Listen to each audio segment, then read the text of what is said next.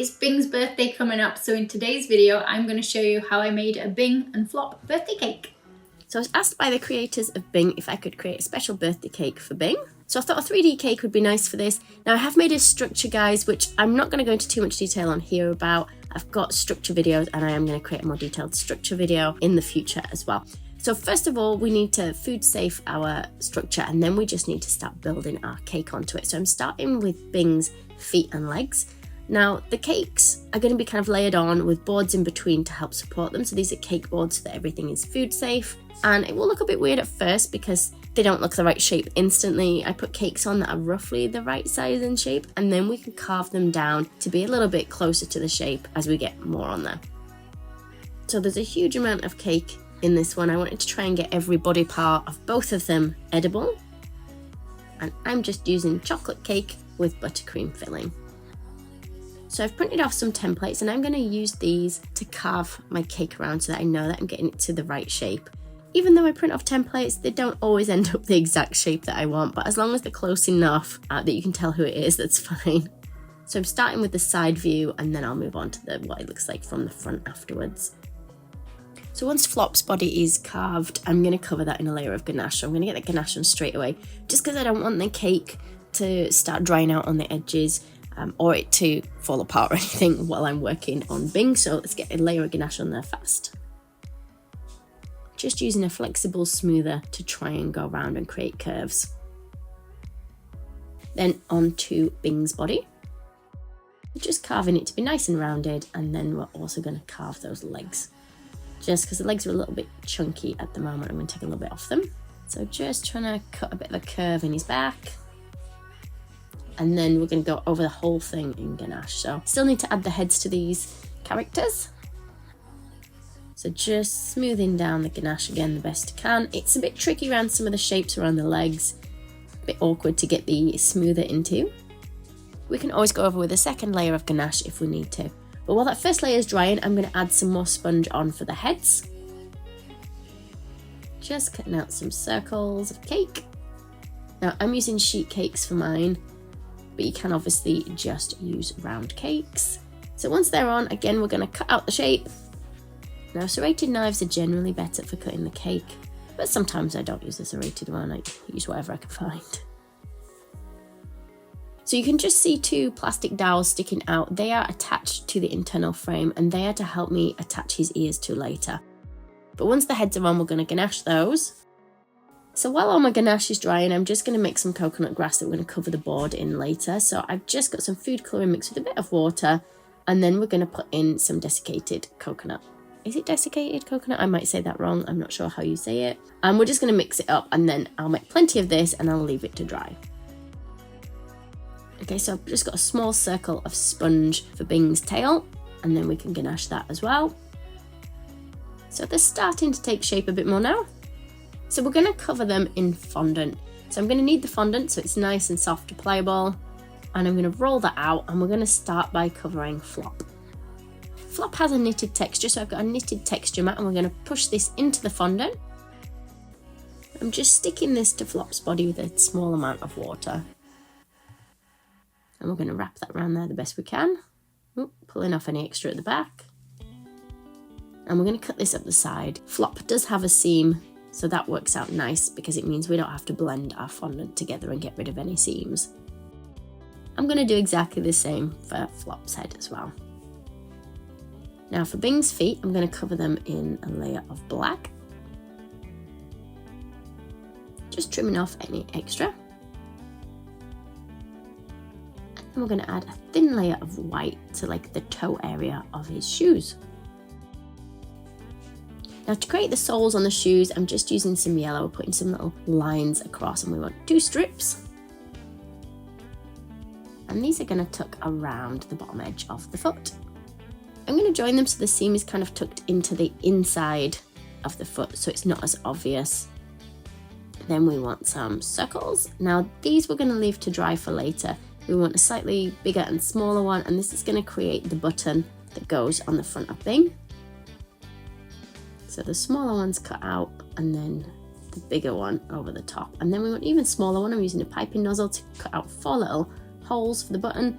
And then we want some black fondant. I've rolled it out thin and then I've textured it with that knitting mat, or that knitting texture mat.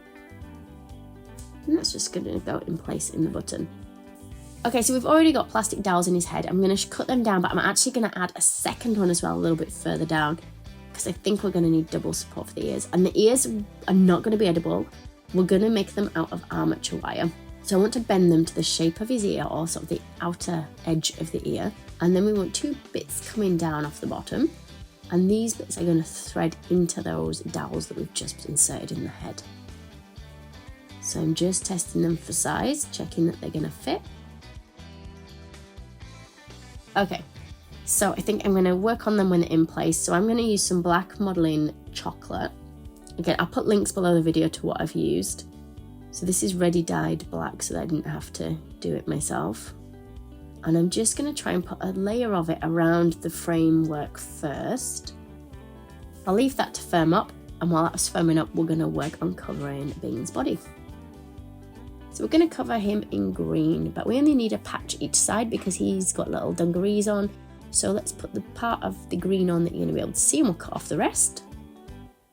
And then for the red dungarees, we're going to put some texture. So I've got this little rolling pin that creates lines. So let's roll that in. Let's place this on the body. So I'm going to cover the front first. We'll cut this to shape, try and push it around the legs. And then we'll do the back after. So we want to cut it so it just comes above the shoes. Now, if you cut it a tiny bit too short, it's not too bad because we're going to have a turn up later on the trousers.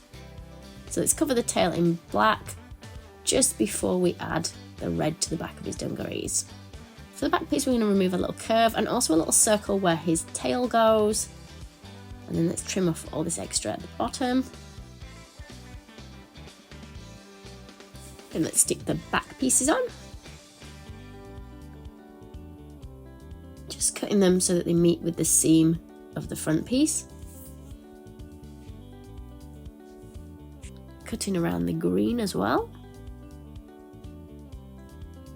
And then let's get the other side attached too.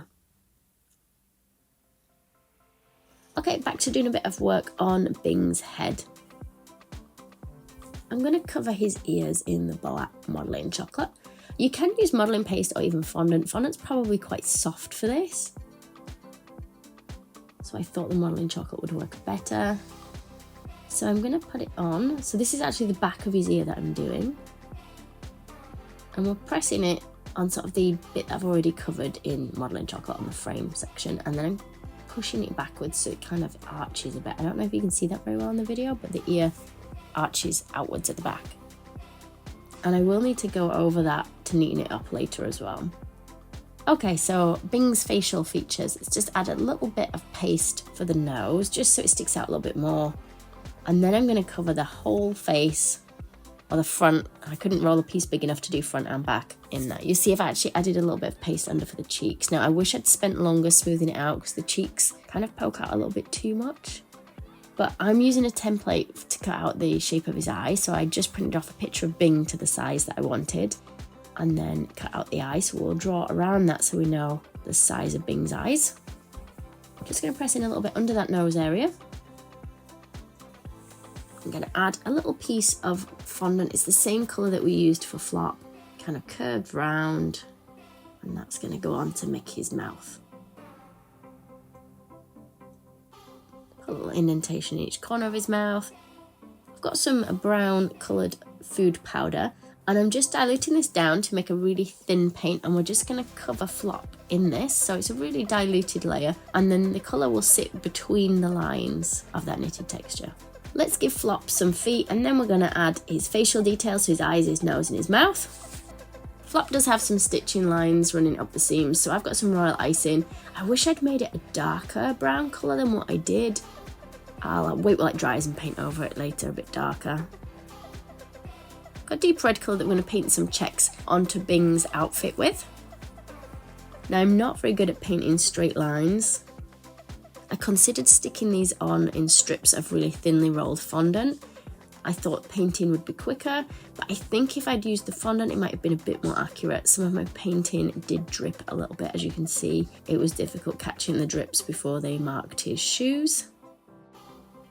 Once the painting's dried, I can add the turn-ups to the bottom of Bing's trousers. So I've cut out 2 whites of the eyes using the templates, and then I'm going to cut out some green and black circles for the middle.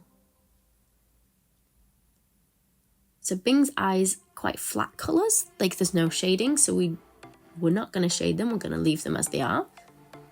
We'll put the white in place, and then we'll stick those discs of green and black in. Trim anything extra off that comes beyond the bottom. Almost forgot to put the fondant on the back of Bing's head. So I'm going to go over those ears again with a bigger piece. This time I'm using fondant so that the black matches the black on the face. And we're going to trim any extra off. This is just neatening it up a little bit. And then we're going to add the extra fondant that was left from Flop to create these lines inside Bing's ears. And the bit I love the most, Bing's button. So let's make some party blowers for Bing and Flop. Just going to make these out of modelling paste so they're nice and firm.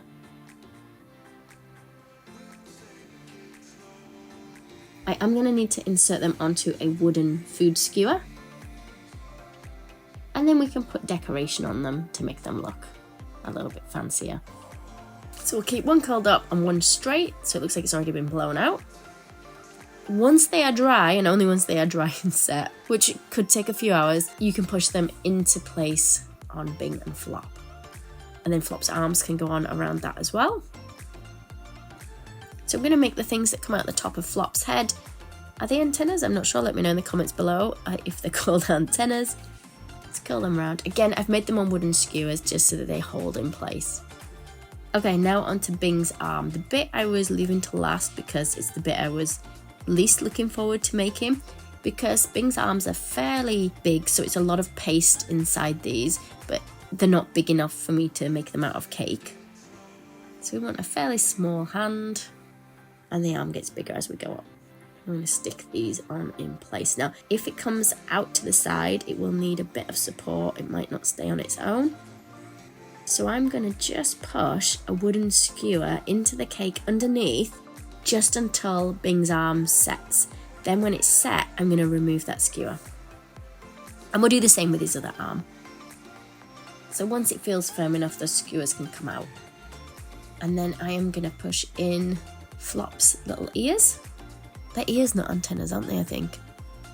So I'm going to cover the cake board in a layer of piping gel, and then I'm going to put my coconut grass all over it, so it should stick to the piping gel. I think this makes a nice grass effect. I've used it in a few other videos as well, this grass. So I'm just going to neaten off the board by adding a ribbon around the edge of it. And I'd almost forgotten Bing's sleeves. So let's make a present out of cake for Bing. So just like we did before, covering it in ganache, and then we're going to decorate it to look like a present. I've made Bing's birthday cake its own birthday cake, and let's add a little cake present too. Happy birthday, Bing! I hope you enjoy your cake. Now just to cut Bing's cake, you'll notice I don't use a knife for the cake. That's because this was made for Bing for children's channel, so we didn't want to include knives. But for the bit that's on my YouTube channel, I can use a knife to cut the rest of that cake up. I had a lot of fun making this cake of Bing and Flop. I hope you guys enjoyed watching it. If you have a go at making your own version of Bing and Flop from this video, I'd love to see what you create. Feel free to tag me over on my different social media accounts. And there you go, just to see that these guys are cake. And if you're wondering what I did do with all the cake, I did give that away to my friends and neighbours. Thanks for watching. If you enjoyed this one, don't forget to check out all my other videos and subscribe.